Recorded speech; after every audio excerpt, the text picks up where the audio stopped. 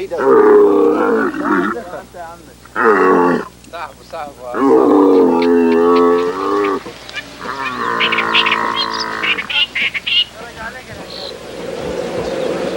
Good roll program confirmed.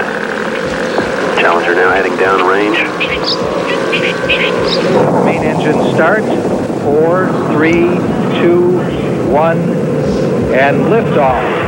Liftoff of the 25th Space Shuttle mission, and it has cleared the tower. Now control.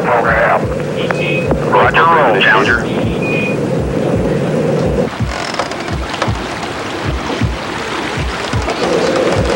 Good roll program confirmed.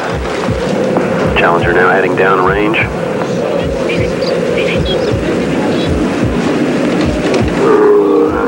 Liftoff this morning at 11:38 after a couple of delays for several hours. 4%. Normal throttles, most of the flight 104%.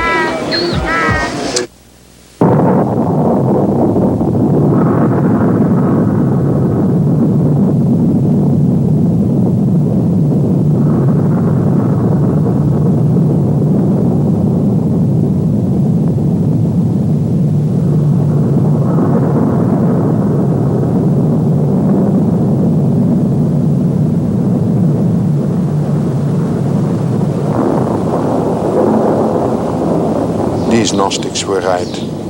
There is a crack in the universe. Well, I was a teacher in a small town in the east of Holland. And on a Sunday, with beautiful weather, the sun shining, I saw there young British pilots falling to their death. And that gave me the impression that life is tragic. And now that the whole world has seen people exploding in the air, I think that more people will agree with me and accept that life is tragic and at the same time has to be accepted as beautiful and worthwhile.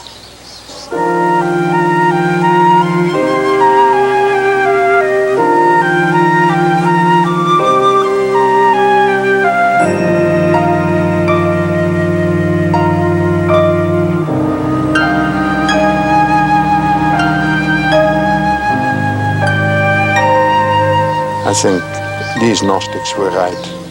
There is a crack in the universe.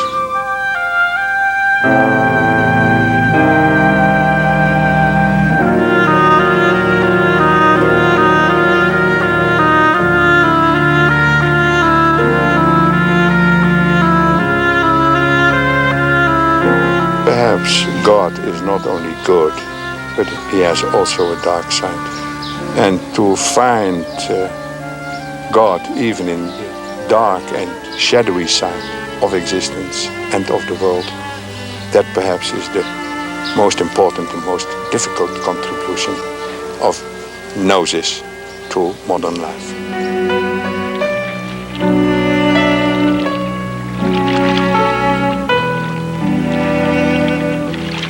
When Gnostic scriptures were discovered in Upper Egypt 40 years ago, scholars such as Professor Quispel faced a dilemma in translating and interpreting the earliest library of Christian texts ever discovered. Their value seemed unlimited as evidence of the original doctrines of Christianity and even of the actual words of Christ, for there were Gnostic Gospels among the papyrus books. Yet the Christian churches partly owe their existence and their long-term survival to the rejection of such books and their symbolic interpretation of early Christianity as heresy. For 2,000 years, the Gnostic Christian has been a heretic.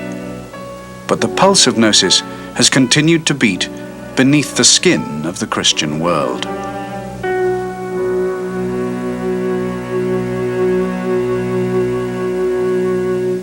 Gnosis is of the same root as the English word knowledge, to know. But it is not an intellectual knowledge. It is more a sort of intuitive thinking, imaginative thinking. They themselves call it the knowledge of the heart. With the publication of the mystical Gnostic scriptures from Nag Hammadi, scholars and historians can now consider the role of Gnosticism within the established Christian tradition. The spiritual impulse of Gnosis is a constant quest for self-knowledge and knowledge of God. Today, the knowledge of the heart is shared by millions. Many are within the modern churches. Others pursue spiritual knowledge and self-awareness through physical fitness, diet, music, or meditation. Gnosticism interests people who find themselves somewhat either disaffected or uninvolved or with the churches as they are, or asking, what does this mean? What are these strange ancient symbols? What kind of inner meaning, if any, could it possibly have? And people who are restless in a way spiritually, and they do want to go on a kind of spiritual search and find something that is valid or powerful or meaningful in their own lives. And I think for such people this is an option, or it is at least a vision of a way that people have gone. And some people take it as kind of permission to do that. Modern man may still feel the pulse beat of Gnosis in history. 500 years ago, Renaissance philosophy centered upon the Gnostic idea of hermetism, which placed man at the center of the universe and developed, often underground, in alchemy and magic. In medieval France, the rejection of dogma and the quest for salvation through spiritual knowledge was the essence of the Cathar heresy, eliminated by Roman Catholic inquisitors and the Albigensian Crusade. But the stream of Gnosis flows first from Egypt and other Christian areas in the first 2 centuries after Christ. The pioneering Swiss psychologist Carl Gustav Jung was one of the first modern thinkers to trace the spiritual thread which connects the ancient quest for Gnosis to our times, finding a parallel with his own efforts to explore the unconscious. Jung was a deeply religious personality, the most religious person I ever knew. But I think it was his greatness to keep the secret. Jung died in 1961, aged 85. His adult life was spent practicing psychoanalysis in Küsnacht on Lake Zurich. His reputation is based upon his theories of the unconscious dimension of the psyche and his efforts to share the secrets of the soul or the unconscious through dreams. As his secretary and pupil, Agnella Jaffe worked alongside Jung for almost 30 years. Jung was very much interested in all manifestation of mankind coming directly from the unconscious. Now Gnosticism, or Gnosis, is not an intellectual wisdom, but a wisdom which was expressed by feeling, by the unconscious. But Gnosticism was something which gave an insight to the unconscious of man, how it functions. This wealth of images, pictures, visions, and so on. Therefore, he was very much interested. And also to see how deeply religious the unconscious is. Jung began to study Gnostic ideas in about 1910, while he examined the dreams of both private patients and those in mental hospitals. He revived the Gnostic term archetypes to describe the mythical and mystical symbols and images that lie below the surface of everyday conscious life, but erupt from the unconscious in dreams. That surely led me on to a profound study of the archetypes. I got more respectful of archetypes. And the next question I asked myself was, now where in the world has anybody been busy with that problem? And I found nobody, except a peculiar spiritual movement that went together with the beginnings of Christianity, namely the Gnostics. that was the first thing I studied, and I saw they were concerned with the problem of archetypes. Jung was a Renaissance man of the 20th century, with a genius for exploring and embracing the most varied fields of religion and philosophy. At one time, he painted Tibetan prayer wheels or mandalas, expressing one powerful human archetype. It just came to him. It was also such an archetype, you see. And he wrote in his handwriting, this is the first mandala I constructed in the year of 1916, wholly unconscious of what it meant, C.G. Jung. It's a symbol of totality. It is a circle. It has, to my feeling, of course it has to do with the stars, because the sun makes enormous circles of mandala. If you knew his hands, his big man hands, and his very small little painting, you see, that's something moving. Jung absorbed the Gnostics' theological myths and symbols and even wrote a short essay in Gnostic style, The 7 Sermons to the Dead. Despite an immense gulf of time, he regarded the Gnostics as his predecessors in the search for spiritual awareness. They have lived in the 1st, 2nd, and 3rd century, and what was in between? Nothing. And now, today, we certainly fall into that hole and are confronted by the problems of the collective unconscious, which were then the same in 2,000 years ago, and we are not prepared to meet that problem. Jung called the Gnostic texts he studied well-nigh inexhaustible sources of knowledge for the psychologist. He connected them with the dreams and visions, the gods and godlessness of his own patients. His colleague, Professor C.A. Meyer, sees the modern search for spiritual knowledge, which is not satisfied by faith alone, becoming more important than ever. Nowadays, the need for knowledge is ever so much more important than it used to be while we still were believers, because the majority of people nowadays are no longer believers. They cannot be told the old story time and again. They want something, they want to know something and to understand it, and therefore they must be referred to their own experience, which is the unconscious, and that's why we, for instance, ask for people's dreams.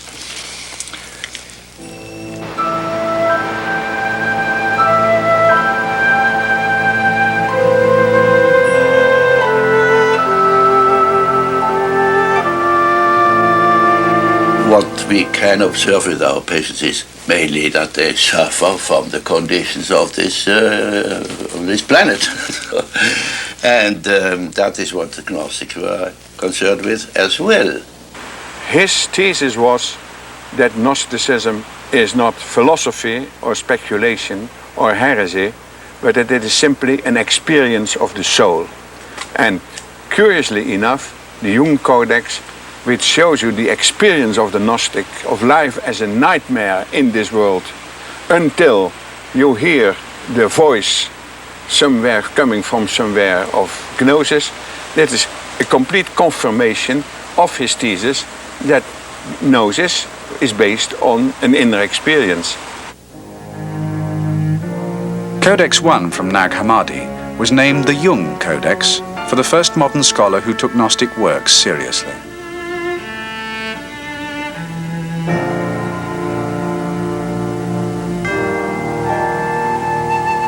Professor Quispel last year retraced the long journey of the papyrus book to the Jabal al-Tarif, where it was found in 1945 by Muhammad Ali al-Saman. I bought one of these books that you found. That was 7 years since you discovered it. Ever since I've been working on it, and many other scholars have done too, owing to you. بيقول لك انه بعد ما لقاها بعد 7 سنين من لما لقاها هو حاليا بيدرس فيها هو وزملائه.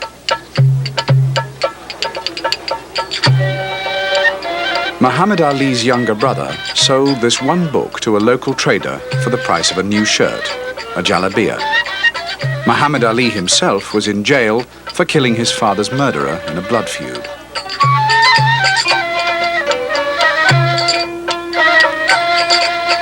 The Codex passed through the hands of optimistic antiquities dealers in Luxor and Cairo to Europe and finally the United States, where the asking price had risen to $25,000. But it found no buyer, and the book remained secretly on offer in Europe. At the Eranus Conference in 1951, an informal annual meeting of scholars convened by Jung, two men agreed that this book should be bought in Jung's name and dedicated to him, but ultimately reunited with all the rest in Cairo's Coptic Museum. Gillis Quispel and C.A. Meyer set about the task. And at that decisive moment, Professor Meyer contacted the American citizen Georgie Page, who lived there in the neighborhood of Zurich, and he gave us 35,000 Swiss francs. I went to Brussels on May the 10th, 1952, and there I acquired the Codex, and with the Codex under my arm, I returned home. He was, of course, extremely struck by the fact. His mouth stood open when he first heard about it, and then he was enormously pleased, and he gave this interesting speech, which is published, by the way, at the occasion, and declaring the interest of Jungian psychology in Gnostic material. He is quoted as having said, "I have worked all my life to know the psyche, and these people knew already." And it is true that the Gospel of Truth in the Jung Codex is such a vivid illustration of what man's predicament is according to Jung, that it could have been a falsification by a Jungian, which it is not. For Jung, religious experience was the center of all human experience. His apparent preference was for the Gnostic's symbolic, individual search for religious truth rather than the mass appeal of the religious dogma which requires unquestioning acceptance. He was very in great awe to the dogma. But he said only fools touch to the dogma. But what is necessary is that we understand it now in a new way. Namely, not as 100% truth, but as a symbol. That is a great thing. That changes everything. What sort of religious upbringing did your father give you? Oh, we were Swiss. Jung created consternation at the end of his life when he gave an apparently Gnostic reply to the most obvious question about his religious outlook. And did you believe in God? Oh, yes. Do you now believe in God? Now? Difficult to answer. I know. I don't need to believe. I know.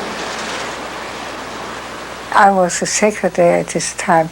You cannot imagine how many letters arrived. They all wanted to know what he knows. What is true is that he never doubted that there is something which people call God. He never doubted. We can believe what you like, but to know that's something different.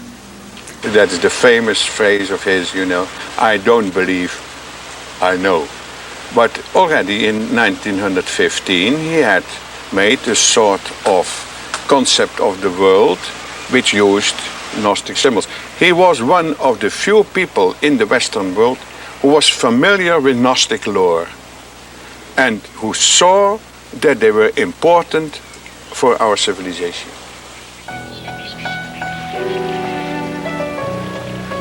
The historical stream of Gnosis flowed continuously, despite suppression, and sometimes underground, into Jung's century. Since the Nag Hammadi discovery, biblical scholars and theologians have differed about the value of the Gnostic message for the contemporary world. One view is that what the Church originally banned as heresy deserves no second hearing now. There are many people among the church leaders as well as among scholars who simply say, well, that material was all considered rubbish in the 2nd century and it's still rubbish now. That is, they don't allow it, as I see it, to raise the basic issue of how did a certain book become part of the New Testament? And how did others come to be labeled rubbish? I think that's the interesting question. I think that this material raises all of the fundamental issues of how Christianity came to be in the first place. But the people who disagree with me will say it was clear that this material from the start was ridiculous. Professor Jonas regards the exclusion of Gnostic dissent as at least a political necessity for the Church Fathers who defined orthodoxy in response to oppression.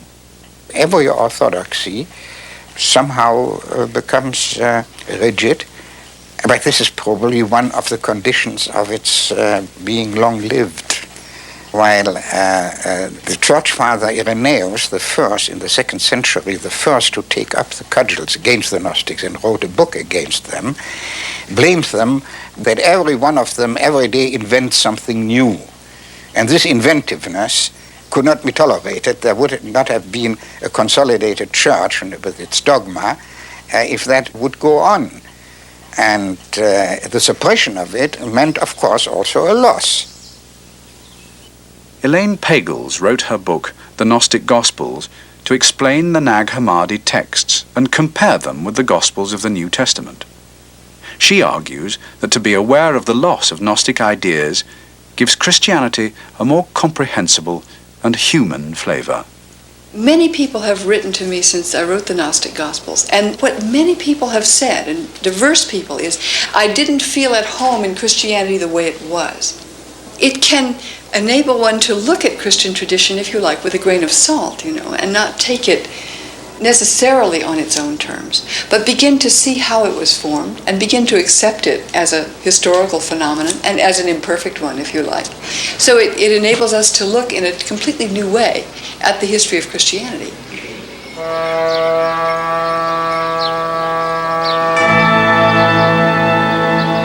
The elements of Gnosticism which have been judged heretical remain controversial and topical today. Debate in the United States over the literal truth of the biblical creation story, or in Britain over the ordination of women, demonstrates the enduring challenge which Gnosticism offers to the established church. It challenges the Catholic and mainstream churches in the way that they claim their authority has pronounced the final word and the beginning word on any topic, from the authority of the Pope, the ordination of whomever is ordained, the exclusion of women, what the resurrection means to Christians, and so forth. I mean, all kinds of issues that are, for very good reasons, topical today.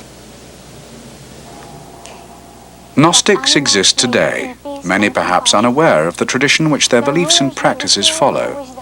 A new Californian church has been established, using Nag Hammadi texts as the basis of its scripture, while for the Gnostics, the living Jesus is present everywhere and always. That those whose bodies have died may live in the light of thy gnosis.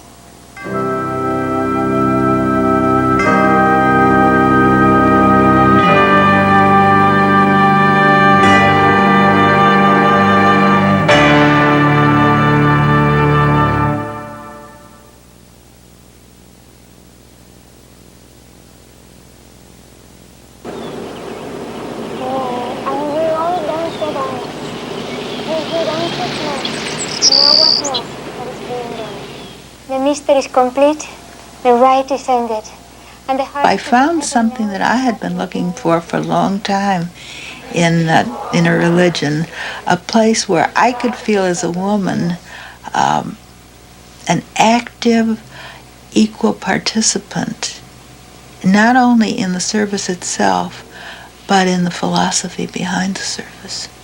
When I found the Gnostic church here in Palo Alto, it was one that resonated well within me as a church which provided me the ritual, the contact with God, the way through the Eucharist service to my soul, without binding me into any kind of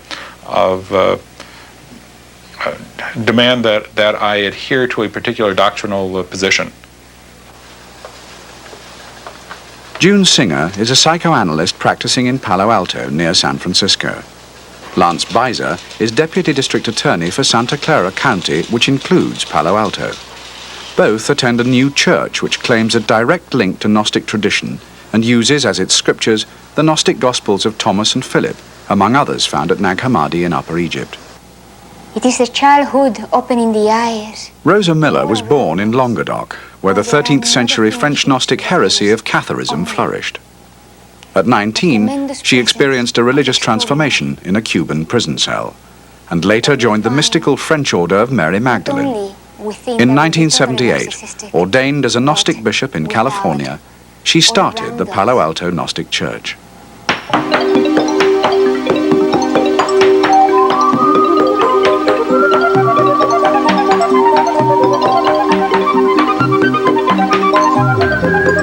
Palo Alto is the home of Stanford University and the center of Silicon Valley, synonymous with advances in microprocessing, aerospace technology, home computers, robotics, and artificial intelligence.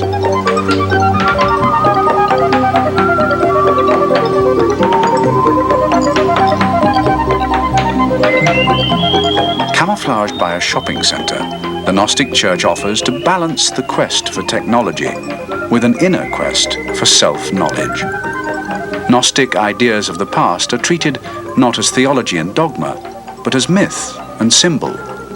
The alien creation and the world alien to the soul are metaphors to be reinterpreted by the Gnostics of today. It is alien in the sense that the world as I understand the ancient Gnostics didn't mean creation, the forests and the rivers and the trees and the animals and humans, but it meant what is our conception of the world, the systems that we create, the societies and the beliefs, the religions, the political systems, philosophical beliefs. That is totally alien from God. Palo Alto Municipal Court is in session. The Honorable Timothy J. Hannafin presiding. Be seated. Good morning, ladies and gentlemen. Lance Beiser combines his responsibilities within the judicial system as a public prosecutor with the role of ordained minister of the Gnostic Church, seeking to achieve and communicate a spiritual and also moral gnosis. The depths of our psyches are where true decision-making arises inside of us. When anyone, defendant or attorney, approaches life and decisions with respect to whether to steal or whether to defend a person who steals or whether to, in my case, whether to charge someone with a crime, and if so, what kind of a crime and at what level, these are all ultimately, at bottom, moral and ethical decisions. The central idea of Gnosticism, the gnosis cardias, or knowledge of the heart, which is unrelated to intellectual activity, has to do with an individual ability to perceive truth. Let's hope that she arrives after a short time. For now. I've already handed the papers to defense counsel for execution, Your Honor. She has a pretty extensive record. Prostitution, prostitution, prostitution, prostitution, prostitution, soliciting a lewd act, transporting marijuana and hashish. Your Honor, I believe some of those are in error. She is not. They're all in error? No, I said some. Well, you can throw out some and it still leaves a lot. Yes, Your Honor. However, she is diversion eligible. As I look through the materials here, Your Honor, I note that the probation we all deal with one another, and I see this as a deputy district attorney as well. We all deal with one another from inside of ourselves, and we may justify it after the fact by something we were taught about what God wants of us. But down at bottom, we have to make our determinations and decisions. I think that's where a renaissance of of gnosis, whether through the Gnostic Church or through other sources, through depth psychology, through readings in philosophy, whatever, are truly important for people in society to grapple with. Position to suggest that she has to stay in custody when she's going to be diverted. Okay, we'll lower then. Gnostic Church members do not reject the everyday world. They explore the physical and mystical universe creatively, rejecting the divisive religious dogmas of the past and present. Gnosis gives them freedom to explore, but not to impose. It is a knowledge of the heart. It is not a knowledge that can be imposed. We all have the equipment and the capabilities, it's just that we have been deprived from the ability to recognize the frame of reference, that which is constantly within and around us.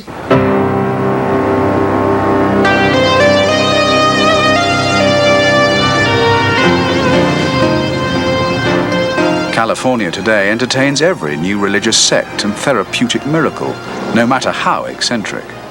The Gnostic Church, too, is open to suspicion and skepticism, despite its genuine reiteration of Gnostic tradition. Though it is called a church, it has no evangelical or charitable activities and follows the historic pattern in the rejection of any imposed hierarchy, either of belief or of organization. Our church has no dogmas and no beliefs. Beliefs hinder the experience of gnosis. I had been used to churches where you had to be a member, or you had to be baptized, or you had to go to confession, or you had to do something else to be a member of that church and to take communion.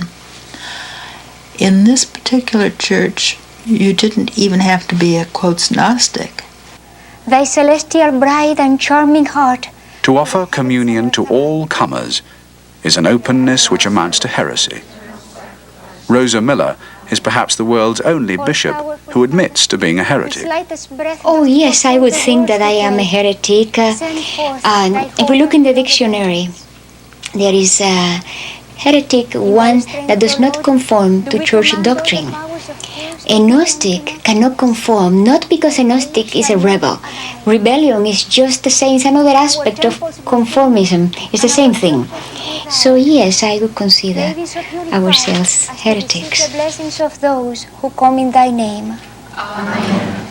For Lance Beiser, the role of the Gnostic priest is quite different from that role in other churches. It's a role as an intermediary rather than a role as a teacher. One can teach a foreign language or how to speak a foreign language. One can teach that Jesus was born at a particular time and died at a particular time, and that his death has certain kind of meaning.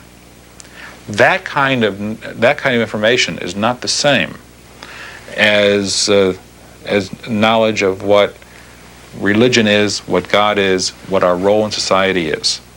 That is not something that can either be taught, or in a way it can even be communicated. There's a line from the Tao Te Ching that says that the Tao that can be taught isn't the true Tao. Well, Gnosis that can be taught isn't the true Gnosis either. A woman bishop is the most conspicuous evidence of the Gnostic tradition of women playing a full and equal role in religious practice. The feminine is given equality with the masculine in all images and metaphors of God and the divine spirit. It does what I think is absolutely necessary in our time, and that is to seek that balance of the masculine and the feminine, so that each one, the male and the female, can express himself or herself according to that particular nature of that individual. But if you can go back in history and see the theme repeated again and again as this theme of the balance of the masculine and the feminine, how that is expressed in Gnosticism, in alchemy, in Taoism, in Hindu philosophy, over and over again, you begin to realize that it has substance. It's not just an idea that some psychiatrist thought of in the 20th century. Honoring the feminine is also a Gnostic correction to the narrative story of Christianity. Gnostics have traditionally regarded Mary Magdalene, Mariam in the Nag Hammadi codices, as unique among the apostles, not only as the sole woman, but for being closest in spirit to Christ. She has been vilified, she's been considered a fallen woman, and yet what woman hasn't fallen in one way or another? The image of the virgin, the pure woman whose right to be worshipped comes because she has borne a divine child, is a beautiful and wonderful image, but it's a very hard one to live up to. In a church which shuns dogma and exalts Mary Magdalene, the Orthodox ritual of the Mass is unexpected. The majority of the texts in the Gnostic Eucharist service are Nag Hammadi scriptures, though newly invented prayers and hymns are also used. The order of service largely follows the Catholic Mass. There is incense with a whiff of orthodoxy, and a canopy over the altar like the huppah at a Jewish wedding, for the marriage of masculine and feminine. The women ordinands around the altar and the wine of the Eucharist are veiled to conceal their mystery. The veils in the women symbolize the same thing as the transformation of the bread and wine. It's a veil in which the divinity, the presence of the extraordinary, Christ, God, whatever you want to call it, hides. The Eucharist, the symbolic transformation of wafers and wine into the body of Christ and the blood of Christ, has a different meaning in the Gnostic Church. The symbolism of the ceremony here contrasts with the remembrance which is enacted in the mainstream Christian churches. The theology is different, and so is the psychological experience, according to June Singer. As I understand the symbolism of the Eucharist in the Orthodox Christian Church, the Eucharist is a celebration and a commemoration of an important event that happened 2,000 years ago. In the Gnostic Church, this is not the case. It's an experience that's happening right now in this place, and we're living it. We don't need to believe that such and such happened in such and such a certain time. It may have happened, may not have happened. This is a new church practicing an old heresy. Its novelty may attract more followers than its claim to Gnostic traditions. The Palo Alto Gnostics say that Gnosis has never been a specific belief, but a matter of perception. And in an age of growing fundamentalism, they have rediscovered a spiritual pulse which feels true to them as a matter of real experience. You can't be a Gnostic if all you do is accept what someone else told you. And I think there are a lot of people like that in society, and they find themselves in all kinds of churches. The Gnostic Church is, I think, simply a way of providing an opportunity for those maybe to come together with other people of like mind. But that doesn't imply that it's going to be a church to grapple with the Christian church for dominance in our society. The Gnostic Church in the early centuries didn't do so well. I suspect that a Gnostic Church today wouldn't do any better if it were truly a political struggle. Holy Spirit, celestial bride and revealer. These are the first Gnostics in history who are free to express their heresy. They do not face repression or slaughter. Their names do not belong in the famous tradition of Valentinus, Hermes Trismegistus, Guilabert de Castres, Pico della Mirandola, John Dee, and Carl Jung. Today, they believe that Gnosis has value for all humanity, despite its checkered history. Gnosis itself can, the same way that it cannot be held in a book, it cannot be destroyed either. So it does not matter if all Gnostics are killed and all the documents are destroyed, there will be Gnostics always.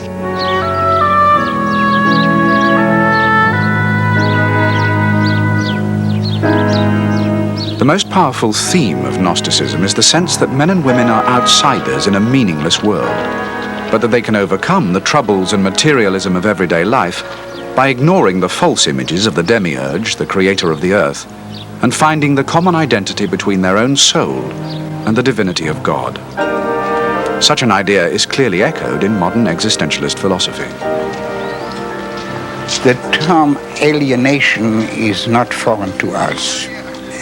A man does not feel so comfortably at home in the world that surrounds him. Certainly one common feature, and also some consciousness of a crisis, and even nihilistic tendencies, and an estrangement. Gnostic tradition offers an answer to the atheists' or the agnostics' question, did a good God create a world full of pain and suffering? Modern life, for countless millions, is estranged from hope. War, hunger, and natural disasters afflict some. Drugs, brutality, AIDS, and disability oppress others. The Gnostic does not blame God for the punishment, but seeks to know God in order to accept the unavoidable tragedy inherent in life itself. Every new human life is seen as a certain source of distress, mingled with the possibility of hope for the individual who finds a way to salvation through that knowledge of the heart.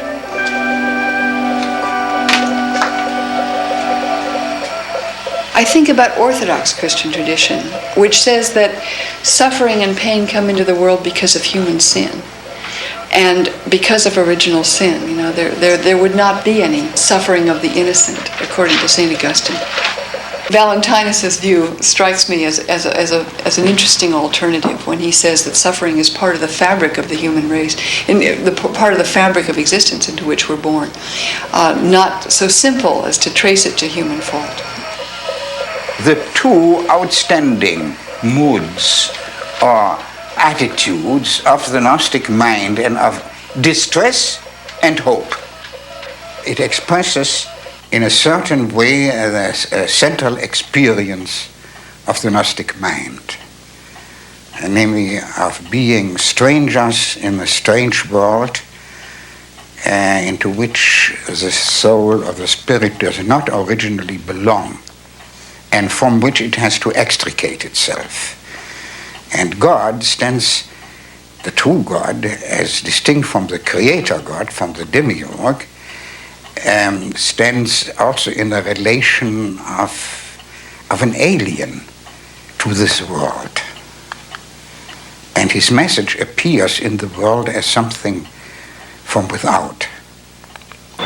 Without faith or without gnosis, the message of the true God remains alien and abstract. For the Gnostic, the world is an illusion which only spiritual vision can make real and meaningful. The world is seen by most of these Gnostics as a place where you have to become conscious. Sin is a word that is not to be found in their dictionary. It is all about ignorance, being unconscious of yourself, and then the appeal of Christ makes yourself conscious of what you are. Therefore, the world is there to prepare mankind for full consciousness. Every branch of Christianity looks to the second coming of Christ, whether in symbolic or literal terms.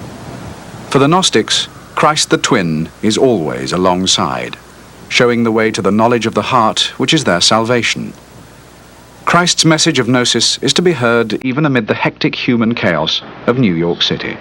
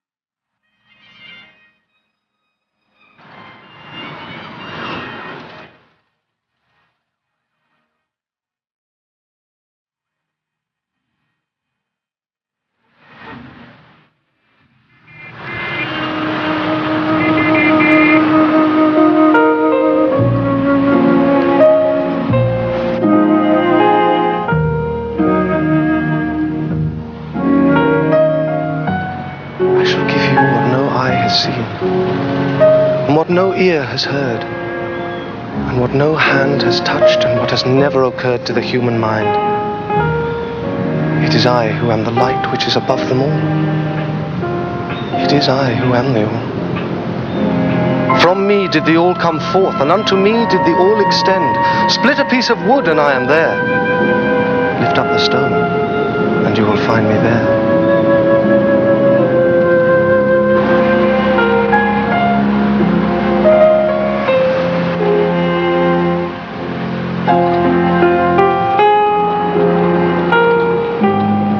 The kingdom will not come by waiting for it.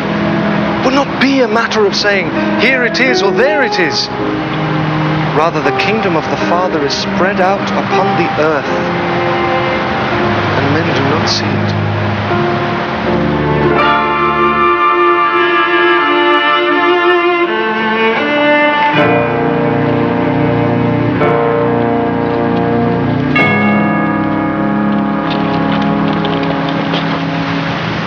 Woe to you, godless ones, who have no hope, who rely on things that will not happen. Woe to you who hope in the flesh and the prison that will perish. Your hope is set upon the world, and your God is this life. You are corrupting your soul. Woe to you for the fire that burns in you, for it is insatiable. And woe to you for the wheel that turns in your mind. Woe to you, captives, for you are bound in caverns. You laugh. In mad laughter you rejoice. Some have entered the kingdom of heaven laughing, and they have come out. For 2,000 years, the Gnostic pulse has been beating. Men and women have pursued a deeper experience of their spiritual nature than what is offered formally by faith through the Church.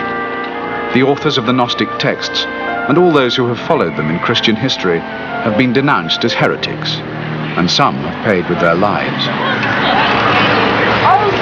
It is those who are awake I have addressed. I tell you this that you may know yourselves. If you know the truth will make you free.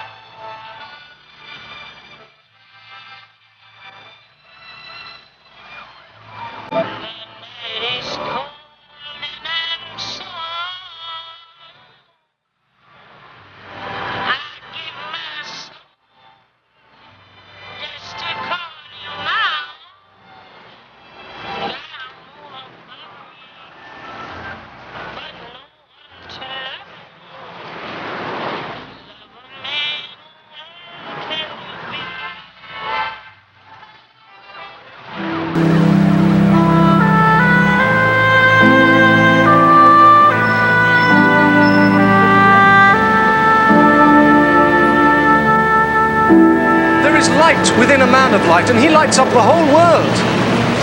If he does not shine, he is darkness. Do you dare to spare the flesh, you for whom the Spirit is an encircling wall?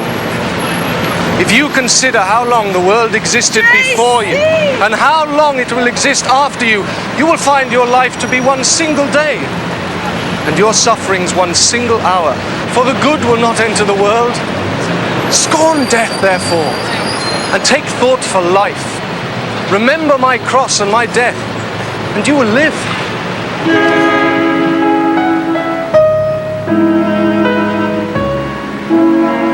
In 1945, the year of liberation and catastrophe, the Gnostic tradition's earliest traces were discovered in the Egyptian desert, and the Gnostic idea has become widely available to the people of a freer, more dangerous world. A timeless message for the human spirit has emerged from the silence of human history. Who is it that will rain a refreshing dew upon you to extinguish the massive fires in you? Who is it who will cause the sun to shine upon you and disperse the darkness in you and hide the darkness and polluted water? Henceforth, waking or sleeping, remember that you have seen the Son of Man and spoken with him in person, listened to him in person.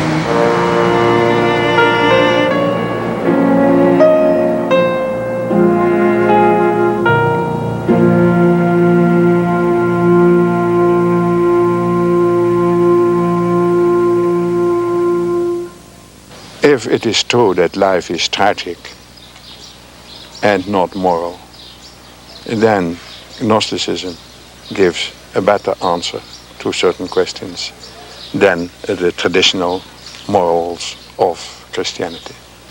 Because you see then that whatever you do, it is always wrong, and you have peace with that. You can accept the tragical aspect of existence and be tolerant towards the tragedy of others.